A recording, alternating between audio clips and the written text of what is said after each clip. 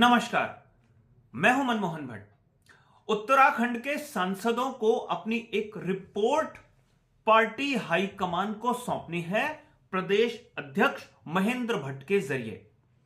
उत्तराखंड में पिछले साल विधानसभा के चुनाव में 23 सीटें बीजेपी हार गई थी।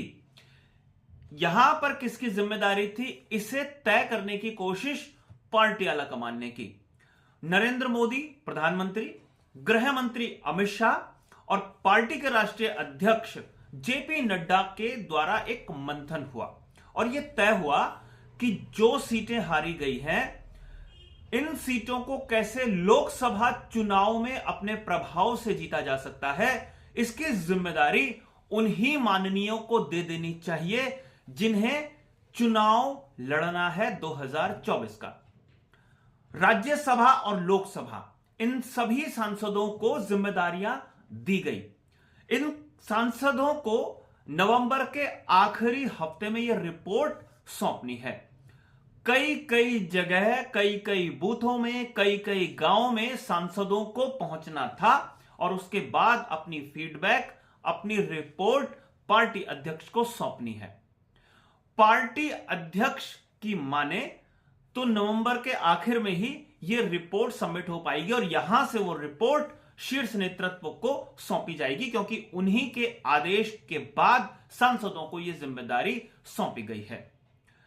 उत्तराखंड और उत्तर प्रदेश, हिमाचल प्रदेश, कर्नाटक, ये वो राज्य हैं जहां पर बीजेपी को अपनी मजबूत स्थिति और कमजोर स्थिति का मालूम चल गया है। जहां जहां वो जीत गए वहां पर और ज्यादा मेहनत करनी है और जहां वो हार गए हैं उन्हें वहां की अलग तरीके से रणनीति बनानी है और उसी रणनीति का हिस्सा यह है कि सांसदों को रिपोर्ट तैयार करनी है।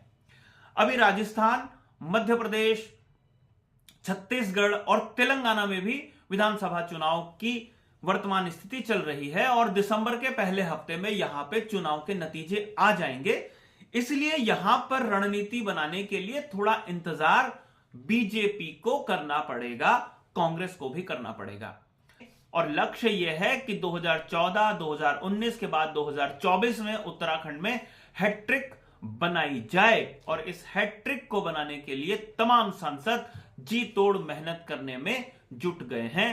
भले ही 5 साल में उन्होंने इतनी मेहनत नहीं करी होगी, लेकिन अब उनको मेहनत करनी पड़ रही है क्योंकि 23 सीटें बीजेपी विधानसभा में हार गई थी।